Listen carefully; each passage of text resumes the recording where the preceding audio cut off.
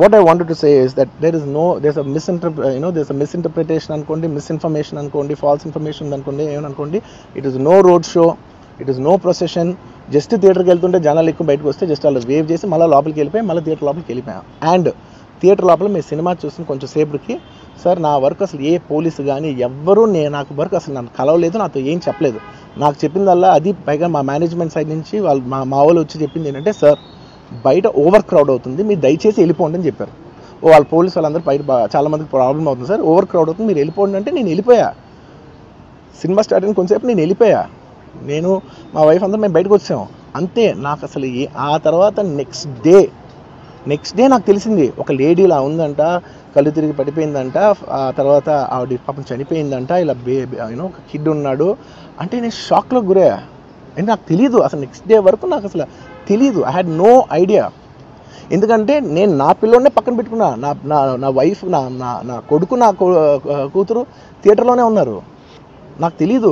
నిజంగా అలా జరుగుండి ఉంటే, నాకు తెలిసి ఉంటే నేను వాళ్ళు తీసుకుని వెళ్ళిపోతాను కదా, మినిమం కదా, ఎవరైనా వాళ్ళ పిల్లలు వాళ్ళు తీసుకుని వెళ్ళిపోతారు కదా. నాకు తెలియని కూడా తెలియదు. సరే పిల్లలు వాళ్ళు చూసుకుంటారు, మనం వెళ్ళిపోతే క్రౌడ్ క్లియర్ అయిపోతే, ప్రాబ్లమ్ సాల్వ్ అయిపోతే నేను వదిలేసి వెళ్ళిపోయా.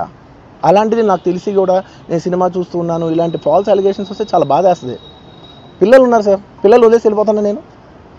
నా పిల్లలు అంటే ఎంత ఇష్టం తెలుసు, ఎవరైనా ఉంటారు కదా, తీసుకుని వెళ్ళిపోతారు కదా. అలాంటి నాకు క్లూ కూడా లేదు.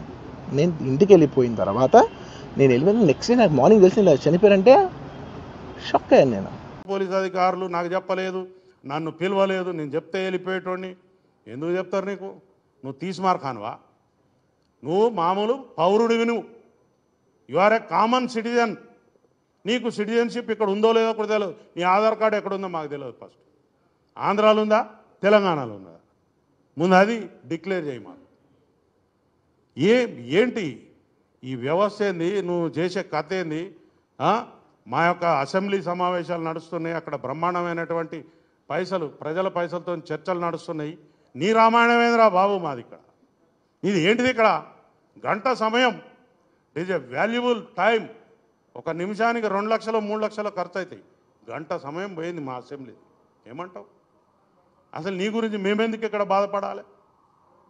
పిచ్చి పిచ్చిగా నీకు ఈ తెలంగాణ సమాజం చాలా మంచిది, సౌమ్యులు, ఎవరినైనా ఆదరిస్తారు కాబట్టి మీరు ఇంకా ఇక్కడ నాటకాలు చేస్తూ ఉన్నారు.